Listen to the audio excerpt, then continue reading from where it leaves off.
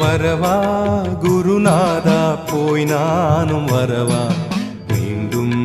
உன் வாசலில் பிரியா விடை தந்து போனாலும் என்ன நானோ உன் பார்வையில் குருபதம் விழ இருள் முடிந்தது அருள் நிறைந்தது அதில் பிறந்தது தெய்வீக சுகம்தானம்மா வரவா குருநாதா போய் நானும் வரவா மீண்டும்